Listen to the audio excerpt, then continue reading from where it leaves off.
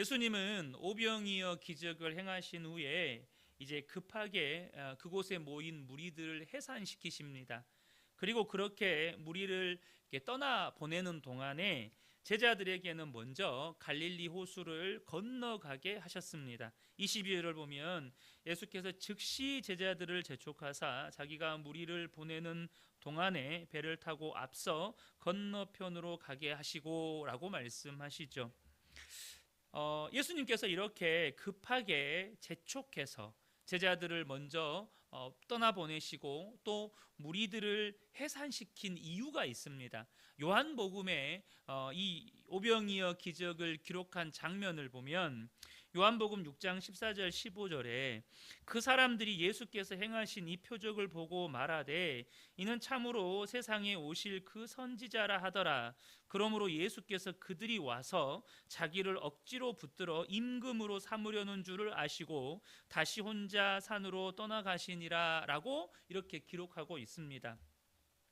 겨우 한 사람 먹기에도 부족한 이 보리떡 5개와 물고기 2마리로 5천 명 이상을 배불리 먹이고도 12광주리를 가득 채울 만큼을 거두는 이 기적을 경험한 무리들이 흥분하기 시작했습니다.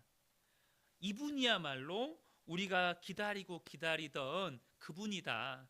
이분이야말로 왕이 되실 만한 분이다. 이분이 우리 왕이 되시면 우리가 먹고 사는 문제 걱정 하지 않아도 되겠다. 이분이 왕이 되시면 질병도 걱정하지 않아도 되겠다. 이분이 왕이 되시면 우리를 로마의 압제에서부터 해방시켜 주겠다. 이렇게 이분을 우리의 왕으로 삼자라는 이런 분위기가 형성되면서 사람들이 예수님을 향해서 열광하고 흥분하면서 이렇게 예수님을 억지로 붙들어서 왕으로 삼으려고 한 거예요. 그런 분위기가 고조될 때 제자들도 그 분위기에 덩달아 취하기 시작하는 거예요. 그 10,000명, 5,000명 이상이죠. 그러니까 우리가 지난주에 나눴지만 대략 최소 10,000명 이상이었을 것이다라고 추정하잖아요. 10,000명 이상의 사람들이 들썩들썩하는 겁니다. 이분을 왕으로 삼자. 제자들도 그 분위기에 치여서 정말로 예수님이 우리 선생님이 이 왕이 되시겠구나 막 이렇게 들떠서 같이 흥분하기 시작하는 거예요. 여러분, 그런데 예수님의 나라는요, 지상에서 이렇게 국경선 그어놓고 거기를 영토 삼아서 왕이 되어 통치하는 그런 나라가 아닙니다. 또한 예수님은 그렇게 예수님을 향해 열광하는 무리로 인해서 예수님 자신과 제자들의 사명 완수가 방해받는 것을 원치 않으셨습니다. 그래서 예수님은 이 무리들의 이 분위기가 걷잡을 수 없는 흥분 상태로 치닫기 전에 서둘러서 무리를 해산시키시고 제자들도 그 분위기에 편승하기 전에 서둘러서 먼저 이 갈릴리 호수를 건너가라고 재촉하신 것입니다. 그렇게 서둘러 무리를 해산시키신 후에 예수님이 무엇을 하셨습니까? 바로 사람들이 없는 한적한 산으로 올라가셔서 기도하셨다는 것입니다. 23절을 보면 무리를 보내신 후에 기도하러 따로 산에 올라가시니라 저물매 거기 혼자 계시더니, 그러니까 예수님께서는 그렇게 사람들 많고 박수받고 환영받고 심지어 예수님을 왕으로 삼으려고 하던 그런 축제 분위기의 현장에서 떠나서 한적한 곳에서 홀로 하나님과 함께 있는 시간을 가지셨다는 말입니다. 복음서를 보면 예수님께서 지상사역 동안에 끊임없이 한적한 곳에 가셔서 이 기도의 시간을 통해서 하나님 아버지와 교제하셨다는 기록을 볼 수 있습니다. 예수님은 하나님 아버지와 이렇게 교통하시고 교제하는 시간을 갖기를 원하셨다는 것이죠. 그런데 여러분, 예수님은 하나님이시잖아요. 하나님이신 예수님에게 왜 기도가 필요할까요? 오늘 본문에서 우리는 2가지 이유를 찾아볼 수가 있습니다. 첫 번째는 유혹을 뿌리치고 사명에 집중하기 위해서였습니다. 예수님은 많은 곳에서 기사와 표적을 행하셨고 때로는 사람들이 본문의 무리처럼 예수님을 향해서 열광하기도 했습니다. 특별히 본문의 상황은 사람들이 흥분해서 예수님을 왕으로까지 삼으려고 했던 그런 현장이었습니다. 근데 예수님은 하나님이시지만 동시에 참 사람이시잖아요. 그렇다 보니까 인성을 지니신 예수님께 이러한 인기는, 이런 사람들의 열광과 사람들의 지지는 그것 자체로 유혹이 되었을 뿐만 아니고 예수님의 사명을 방해하는 위협이 될 수 있었다는 것입니다. 예수님께는 끊임없이 어려운 길에서 돌이켜서 좀 더 쉬운 길로 가라라는 수없이 끊임없는 유혹에 직면하셨다는 거예요. 왜 그렇게 어려운 길 가려고 하냐? 왜 그렇게 남들이 안 가려고 하는 길 가려고 하냐? 왜 아무도 인정해 주지 않아? 너희 제자들 봐라. 너 제자들조차도 그 길이 뭔지도 모르고 지금도, 좀 이런 편이 그렇지만 좀 뒤에 가서 나누겠지만, 지금도 어리버리하고 있는, 아직도 그걸 이해도 못하고 있는 그 길을 너는 가려고 하느냐? 그렇게 끊임없이 예수님은 그런 유혹에 직면하셨습니다. 당장 제자들에게 예수님께서 자신이 십자가에서 고난받고 죽으실 것과 3일 만에 부활하셔야 할 것을 비로소 가르치기 시작하셨을 때에 그 중에서 가장 예수님을 사랑했던 수제자라고 하는 베드로가 예수님을 가로막고 섭니다. 마태복음 16장 22절을 보면 베드로가 예수를 붙들고 항변하여 이르되 주여 그리 마옵소서, 이 일이 결코 주께 미치지 아니하리이다. 여기서 이 항변했다라는 헬라어는 비난했다, 꾸짖었다라는 뜻입니다. 예수님을 향해서 비난하고 꾸짖으면서 야단치면서 지금 무슨 말씀하시는 겁니까? 지금 제정신입니까? 우리가 우리 집도 직업도 다 포기하고 예수님 따랐는데 지금 십자가에서 죽는다니 그게 무슨 말입니까? 이렇게 막 예수님을 향해서 비난하고 꾸짖었다는 말입니다. 그러니까 여러분, 그렇게 제자들을 섬겼는데 제자들조차도 예수님이 가시는 길을 이해하지 못하고 예수님이 앞길을 막았어요.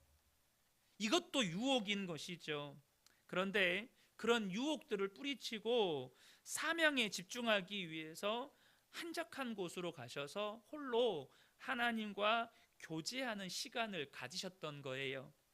그 시간을 통해서 하나님 아버지와 함께함으로써 자신에게 오는 유혹들을, 그 하나님의 영광과 하나님의 사랑과 하나님의 뜻을 다시 한번 붙잡으면서 그 모든 유혹들을 떨쳐버리고 자기에게 주신 사명을 되새기고 집중하면서 감당할 수 있는 힘을 공급받았던 것이죠.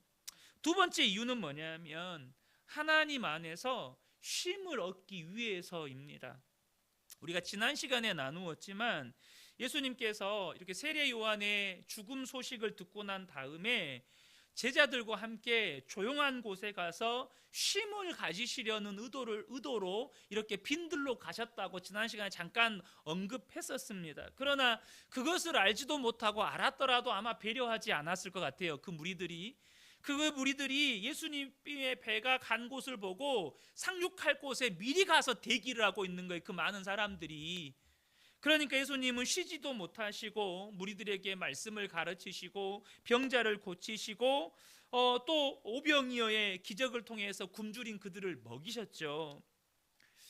그러니까 여러분, 예수님께도 쉼이 필요했다는 거예요. 그런데 여기서 우리가 한 가지 알아야 할 것은 예수님의 쉼이 우리가 추구하는 쉼과 좀 다를 수 있다는 것입니다. 물론 인간의 몸을 입고 있기 때문에 예수님이 육체적으로도 쉼을 가지셔야 하고 때로는 정서적으로도 쉼이 필요합니다. 우리도 마찬가지죠. 우리가 육체적으로도 쉼이 필요하고 정서적인 쉼도 필요합니다. 그러나 여러분, 근본적으로 우리가요, 하나님 안에서 누리는 영적인 쉼이 필요하다는 것입니다. 저와 여러분이 이것을 아셔야 합니다. 우리 안에 정말로 우리의 영혼이 새 힘을 공급받고 우리의 영혼이 다시 믿음으로 재충전되고 성령으로 충만을 얻게 되는 영적인 쉼이 반드시 우리에게 필요하다는 거예요. 마태복음 11장 28절에 수고하고 무거운 짐진 자들아 다 내게로 오라 내가 너희를 쉬게 하리라. 여기서 말하는 수고하고 무거운 짐은 직접적으로 당시 유대인들이 지고 있었던 종교적이고 율법적인 짐이었습니다. 그들이 그 종교적이고 율법적인 그 짐 때문에 하나님 안에서 참된 쉼을 누리고 있지를 못했어요. 그들의 영혼이 쉼을 얻지를 못했어요. 그래서 그들에게 예수님께 나아오라고 쉼을 얻으라고 주님이 말씀하셨던 것이죠. 여러분, 우리에게 육체의 쉼도 필요하고 또 정서적인 쉼도 필요합니다. 그러나 저와 여러분이 절대 놓치면 안 되는 것이 반드시 영적인 쉼이 필요하다는 것입니다. 여러분, 주일은요, 하나님께서 우리에게 육체적인 쉼도 또 정서적인 쉼을 위해서도 주신 것이지만 궁극적으로는 영적인 쉼을 위해서 우리에게 주신 시간입니다. 그런데 이것을 모르는 성도님들이 꽤 많아요. 그래서 예수를 믿지만 어떤 분들은 취미 활동을 통해서 쉼을 얻으려고 합니다. 어떤 분은 막 친구들 만나서 수다 떨고 막 교제하고 맛있는 거 먹으면서 그렇게 쉼을 얻으려고도 해요. 또 어떤 분은 여행이나 이런 여가 활동을 통해서 또 쉼을 얻으려고도 합니다. 그런데 여러분, 저와 여러분이 절대 착각하시면 안 돼요. 이미 경험해 보신 분들 많으시죠? 휴가 가서 혹은 친구들 만나서 혹은 뭐 취미 활동하면서 더 스트레스 받는 경우도 있잖아요. 쉼을 누리러 갔는데 오히려 더 스트레스 받고 막 가족끼리 부부끼리 싸우고 오기도 하고 이런 그런 일들이 얼마나 많습니까? 사랑하는 성도 여러분, 저와 여러분 꼭 기억하셔야 하는 것은 우리의 영혼은 하나님 안에서 안식할 때만 진정으로 쉼을 누리고 회복을 누릴 수 있다는 거예요. 다윗이 시편 23편에서 굉장히 중요한 고백을 합니다.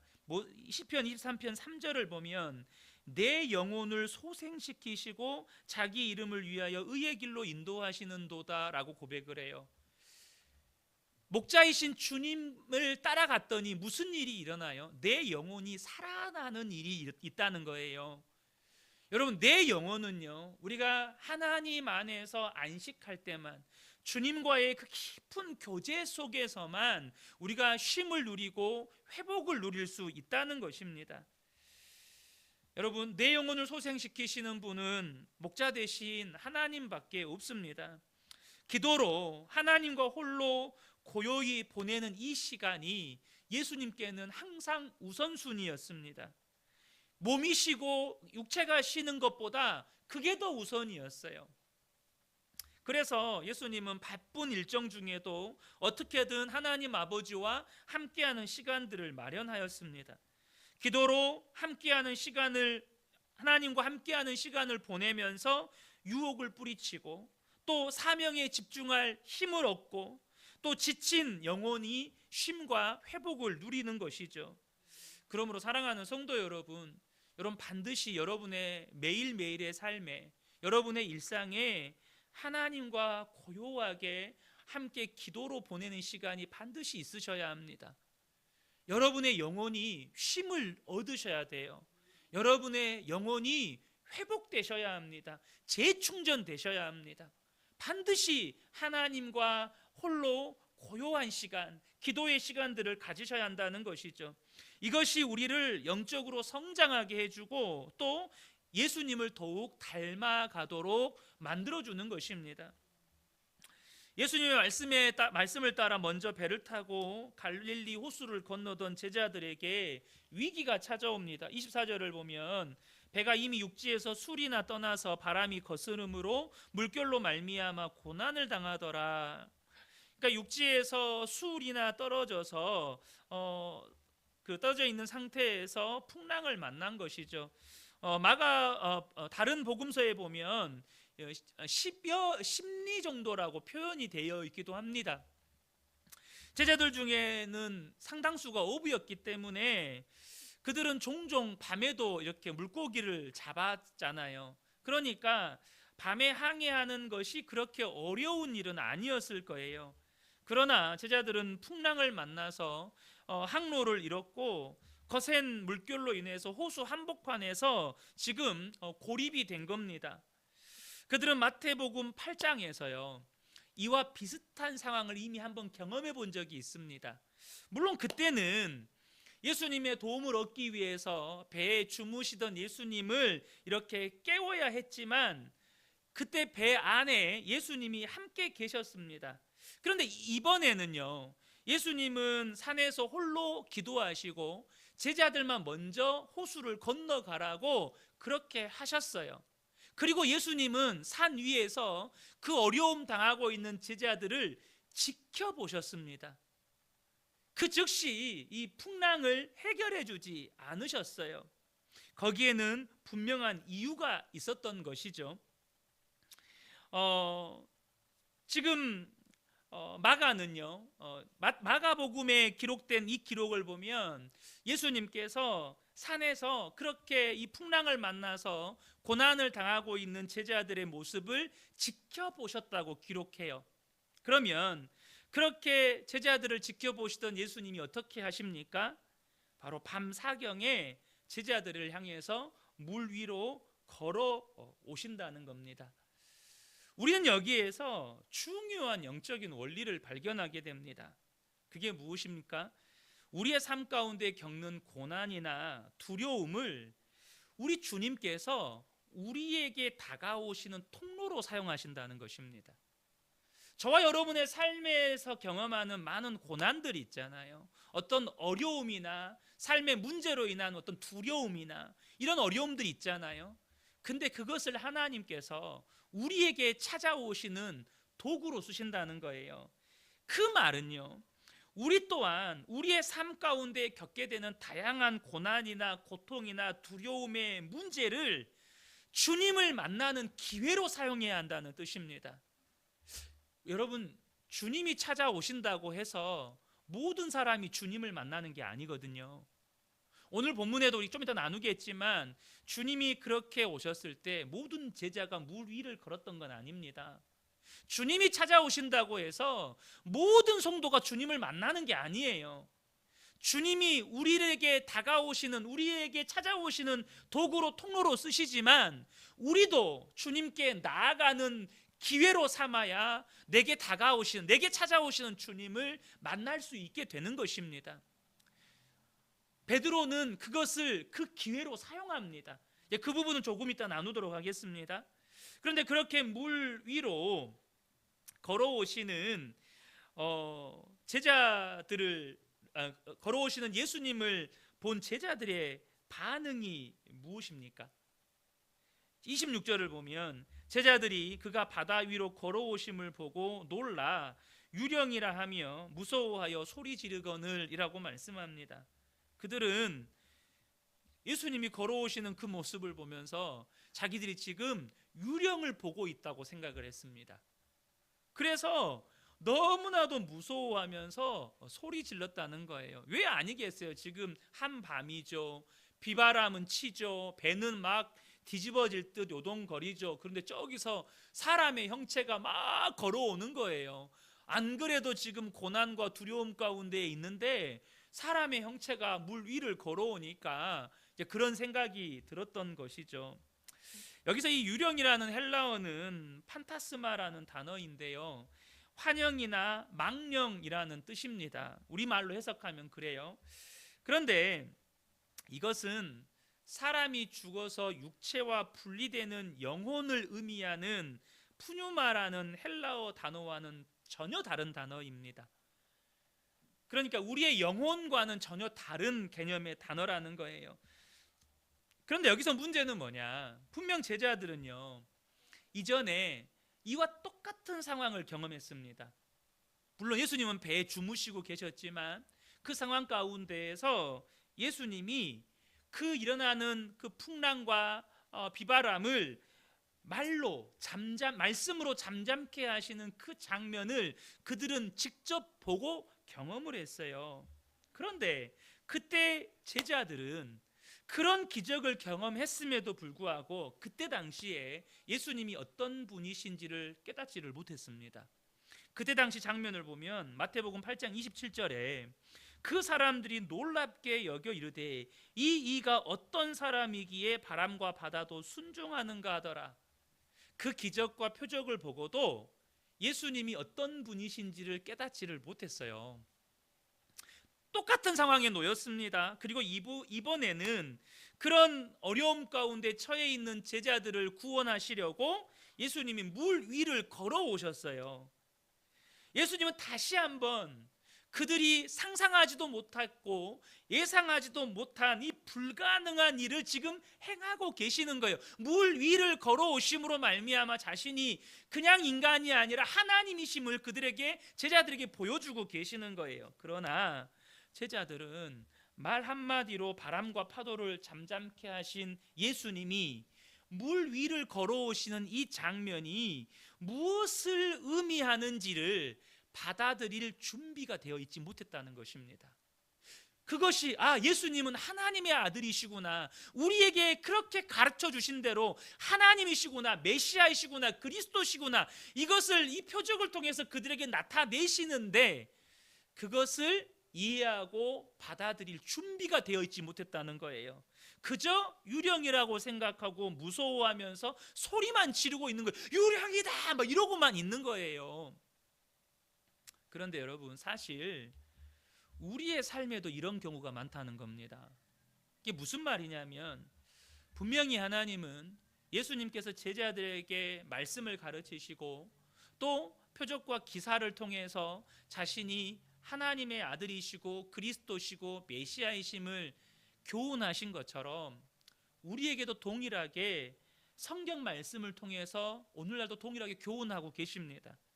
또 우리의 삶에 2000년 전에 예수님이 행하셨던 그런 기사와 표적은 아닐지라도 여러 가지 사건과 상황들을 통해서 예수님에 관한 영적인 진리를 교훈하십니다. 여러분, 여기 동의하십니까? 말씀으로 가르치시고 우리의 삶의 다양한 사건들, 상황들을 통해서 우리에게 예수님에 관한 영적인 진리를 교훈하세요. 그러나 본문의 제자들처럼 반복적으로 예수님이 제자들에게 하나님의 아들이신 것을 깨우치는 이 기사와 표적과 말씀을 가르쳤지만 지금 제자들이 준비되어 있지를 못해요. 그때 가르쳤을 때, 그때 보았을 때, 그때 경험했을 때 그 예수님을 그 가르치신 그대로 받아들이지를 못한 거예요. 그러니까 동일한 사건, 또 다른 기사와 표적을 통해서 하나님의 아들이심을 지금 가르치고 계시는데도 불구하고 여전히 그들이 준비되어 있지를 못하니 예수님에 관한 영적인 진리를 깨닫지를 못해요. 우리도 그렇다는 겁니다. 여러분, 안 그렇습니까? 우리가 이 제자들과 똑같은 실수를 반복하고 있다는 대표적인 증거 중에 하나가 뭐냐면 똑같은 문제로 또 넘어지고 또 넘어진다는 겁니다. 똑같은 문제로 반복해서 계속해서 넘어진다는 거예요. 물론 여러분, 사람이 한 번 듣고 배워서 다 깨우치면, 그래서 우리가 그렇게 해서 믿음이 생기면 얼마나 좋겠습니까?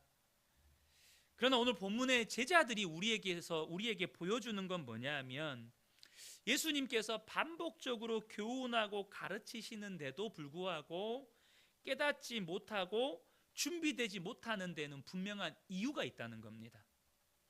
저와 여러분의 삶에 예수님은 반복해서 저와 여러분에게 말씀으로 가르치시고 또 상황이나 사건들을 통해서 교훈하실 때 저와 여러분이 그때 예수님이 내게 뭘 말씀하시는지를 깨닫지 못하고 깨우치 못하는 데는 이유가 있다는 거예요. 근데 본문에서 우리가 확실하게, 이 본문과 전체적인 앞뒤 이 배경을 통해서 우리가 확실하게 알 수 있는 건 제자들은 왜 깨닫지 못했을까요? 그들의 마음이 콩밭에 있기 때문입니다. 그들의 마음이 콩밭에 있어요. 무슨 말이냐? 그들은 예수님이 말씀하신 대로의 메시아가 아니라 그들이 원하는 메시아, 그들을 로마로부터 해방시켜줄 정치적인 메시아일 것이라고 바라고 소망했기 때문이에요. 그들의 마음은 늘 콩밭에 가 있어요. 예수님은 우리를 로마로부터 속량시켜 주실 정치적인 메시아다. 그들의 열망이 얼마나 강했으면 예수님은 병자도 고치시고 죽은 사람도 살리시고 심지어 말씀으로 바람과 파도도 잠잠케 하시고 오늘 본문에 보면 물 위도 걸으시는데, 여러분 그들이요 나중에 어떤 모습을 보입니까? 주님의 나라에서 서로 높은 자리에 올라가겠다고 서로 싸웁니다. 뭘 말하고 있는 거예요? 그들은 여전히 그들의 마음은 콩밭에 가 있는 거예요. 예수님은 정치적인 메시아, 유대의 나라로 회복하고 임금이 되실 분, 그렇게 늘 마음이 콩밭에 가 있으니까 예수님이 그렇게 말씀으로 가르치시고 기사와 표적으로 그것을 증명하는데도 안 들리는 겁니다. 안 들리는 거예요. 무슨 말씀을 들어도 정치적인 메시아로 들리는 거예요. 여러분, 듣고 싶은 것만 듣는다는 말이 있어요. 내가 듣고 싶은 것만 듣는다. 듣고 싶은 것만 듣는다라는 표현보다 사실은 듣고 싶은 것만 들린다라는 표현이 더 적당한 말일 것 같아요. 무슨 말씀을 해도 내가 내린 결론대로 들리는 거죠. 예수님은 끊임없이 구약 성경에 예언된 메시아라고, 온 세상을 구원할 구세주라고 그들에게 가르치지만 제자들에게는 안 들리는 거죠. 사랑하는 성도 여러분, 여러분이 이 밤에 말씀을 들을 때 여러분의 마음은 어디에 있습니까? 주님이 말씀하신 대로 듣고 말씀하신 대로 깨닫고 말씀하신 대로 믿고 순종할 그런 준비가 되어 있습니까? 저는 우리의 마음이 주님께 있기를 원합니다. 주님이 말씀하시고 교훈하신 대로 배우고 깨닫고 그렇게 믿고, 그래서 주님이 제자들에게 기대하신 것처럼, 주님이 우리를 향해 기대하신 것처럼 예수님의 참된 제자로 자라가시기를 축복합니다. 반드시 그래야 합니다. 주님이 말씀하신 대로 듣고 말씀하신 대로 깨우치고 배우고 그렇게 순종해 가는 것이죠. 그렇게 놀라서 혼비백산하는 제자들에게 예수님이 뭐라고 말씀하십니까? 27절을 보면 예수께서 즉시 이르시되 안심하라 나니 두려워하지 말라라고 말씀하십니다. 예수님은 지금 두려워서 어찌할 바를 모르는 제자들, 예수님 자신을 보고 이게 놀래가지고 얼마나 놀랐는지 유령이다 막 난리가 난 거예요. 완전히 지금 공황 상태에 빠지는 거죠.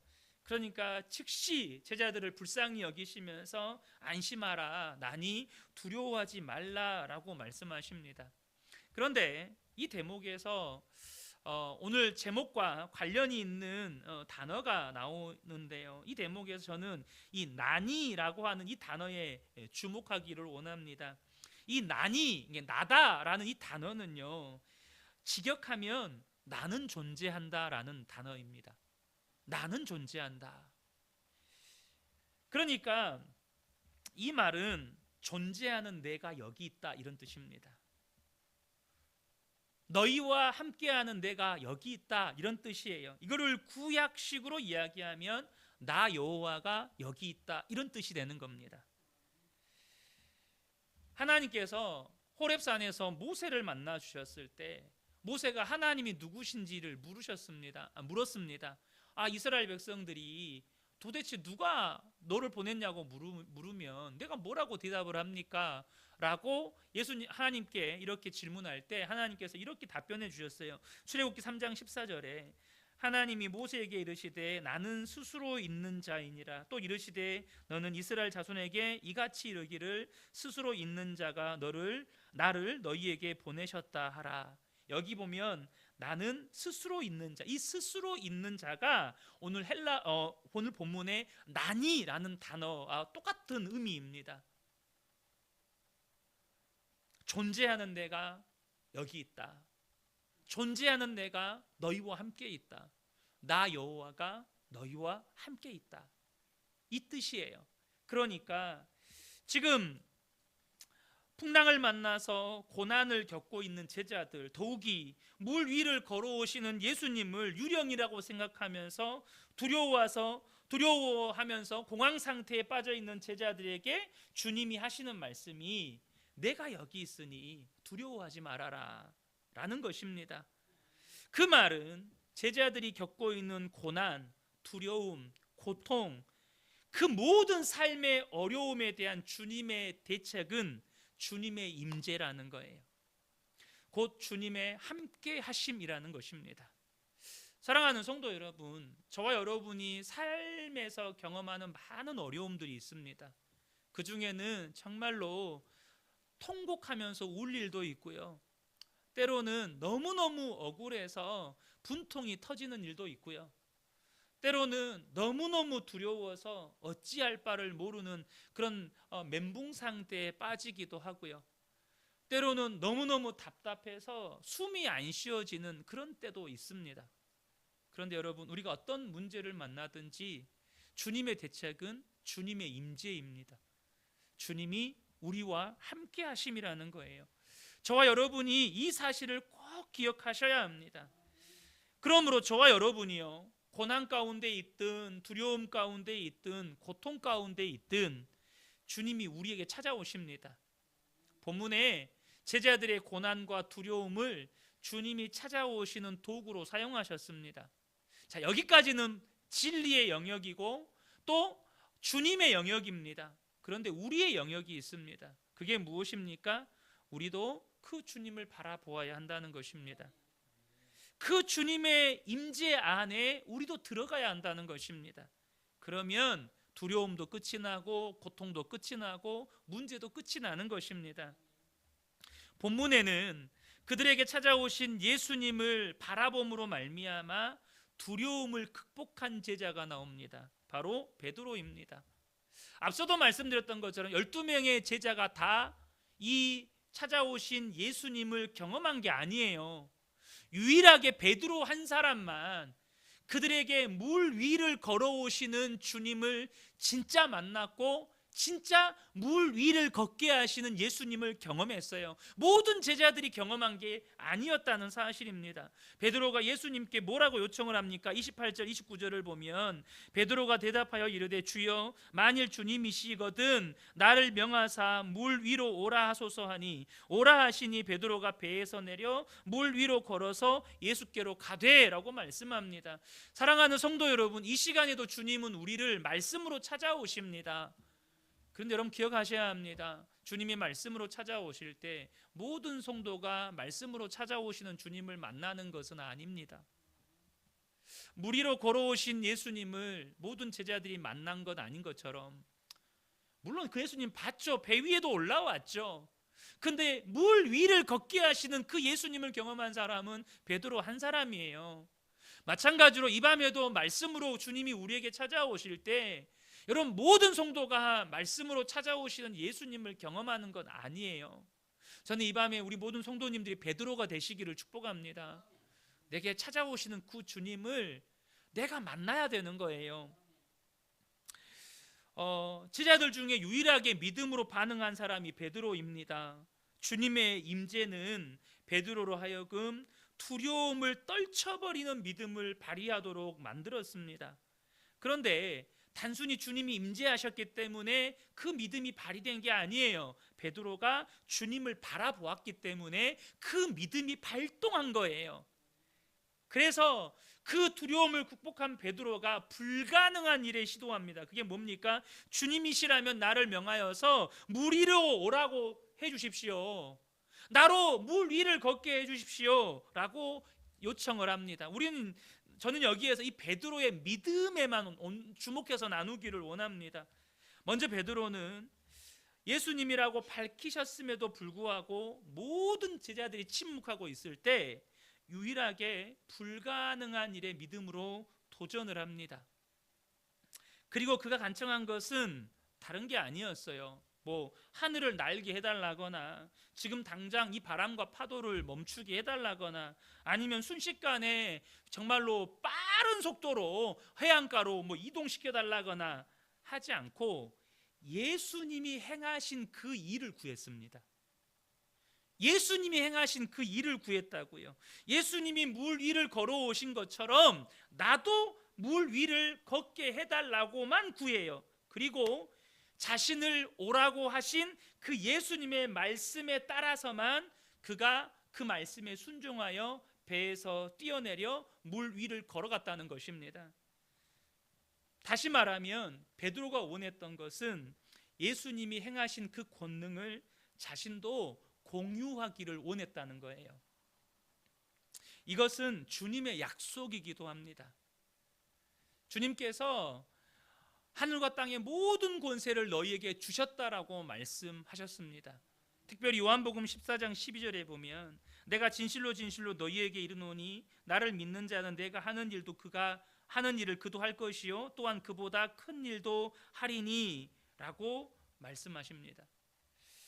여기서 중요한 사실은 분명 우리의 삶 가운데 겪는 고난이나 두려움의 대안이 주님의 대안이 주님의 임재, 주님의 함께 하심인데, 중요한 것은 주님이 함께 하셔도 내가 주님을 바라보지 않으면 우리는 다른 제자들처럼 고난이나 두려움 앞에서 그저 침묵만 하게 된다는 거예요. 침묵만 하게 된다는 겁니다.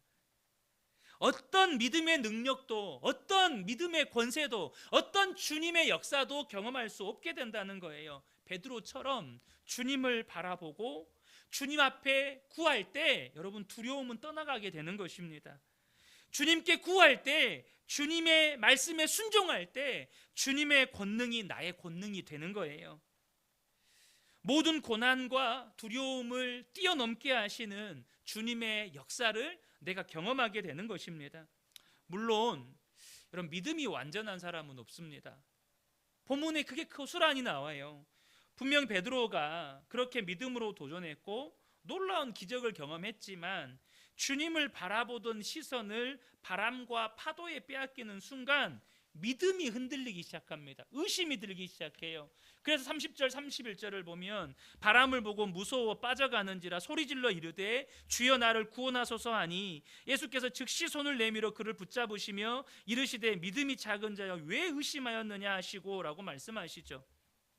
분명 베드로의 믿음은요 물 위를 걸을 수 있다는 것을 믿을 만큼 강했습니다. 그러나 그렇게 믿음이 강했던 베드로조차도 그 시선을 자기도 모르게 주님에게서 돌려서 바람과 파도에 빼앗기는 순간 의심이 들고 두려움이 생기기 시작하는 것입니다.